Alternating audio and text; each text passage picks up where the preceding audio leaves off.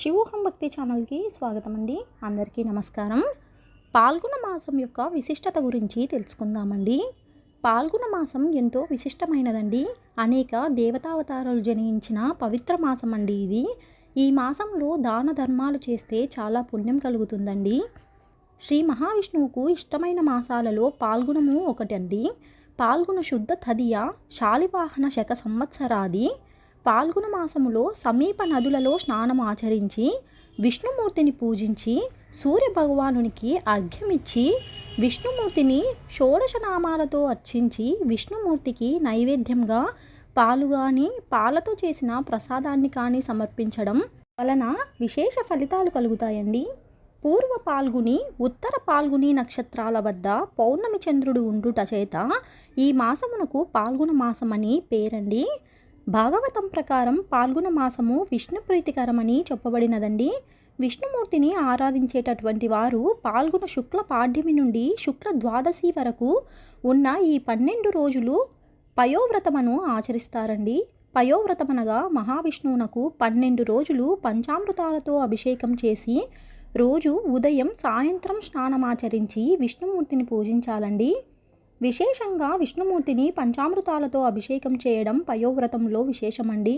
ఇలా 12 రోజులు విష్ణుమూర్తిని అభిషేకం చేసి పూజించి 11వ రోజు ఉపవాసం ఉండి 12వ రోజు విష్ణుమూర్తికి క్షీరాన్నాన్ని నైవేద్యంగా పెట్టాలండి.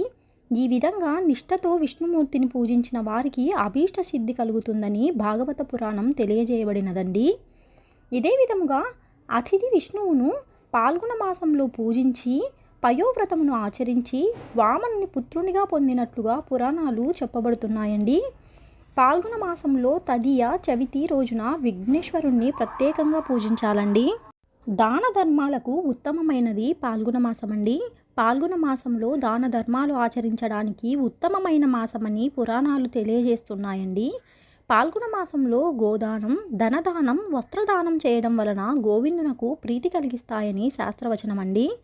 పాల్గొన శుద్ధ ఏకాదశి రోజు అమలకా ఏకాదశి వ్రతము నిర్వహించడం దివ్యశతంగా భావించే ఉసిరిని శుద్ధ ఏకాదశి నాడు పూజించి ఆ చెట్టు వద్దనే అమలకా ఏకాదశి వ్రతాన్ని నిర్వహిస్తారండి.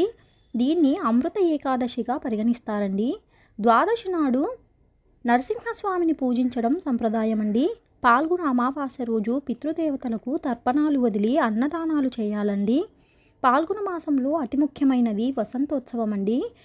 ఈ వసంతోత్సవాన్ని హోలీ పండుగగా జరుపుకుంటారండి. ఇది కాముని పండుగ. హోళికా పూర్ణిమ కామదహనం పేరుతో ప్రఖ్యాతి చెందిందండి. శుద్ధ త్రయోదశి కాముని పండుగగా ప్రసిద్ధి చెందిందండి. ఈ పర్వదినాన శివుడు, మన్మధుడు, కృష్ణుడు, లక్ష్మీదేవికి పూజలు చేసుకోవాలండి. దేవతావతారాలు జనించిన పవిత్ర మాసం పాల్గొన మాసంలో కొన్ని ముఖ్య దేవతావతారాలు ఆధ్యాత్మిక గురువులు జన్మించినట్లుగా సనాతన ధర్మం తెలియజేయబడిందండి.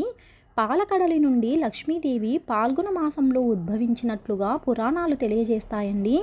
హరిహరసుతుడు అయ్యప్ప పాల్గొన మాసంలోనే జన్మించినట్లుగా చెప్పబడి ఉందండి.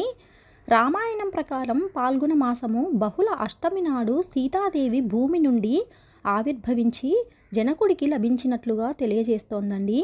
అందుకే ఆ రోజు రామాయణాన్ని ప్రత్యేకంగా చదవాలండి. రామాయణం ప్రకారం పాల్గొన బహుళ పాడ్యమి నాడు రాముడు వానరులతో రావణుడిపై లంకకు యుద్ధానికి బయలుదేరినటువంటి రోజుగా చెప్పబడిందండి. పాల్గొన బహుళ ఏకాదశి నాడు ఇంద్రజిత్తు లక్ష్మణుని మధ్య యుద్ధం జరిగినట్లుగా రామాయణంలో ఉందండి. మహాభారతం ప్రకారం పాల్గొన అష్టమి నాడు ధర్మరాజు జన్మించినట్లుగా పాల్గొన బహుళ త్రయోదశి రోజున భీముడు, దుర్యోధనుడు, దుశ్శాసనుడు, కీచకుడు, జరాసంధుడు వంటి వారి జన్మించినట్లుగా మహాభారతంలో పేర్కొనబడినదండి.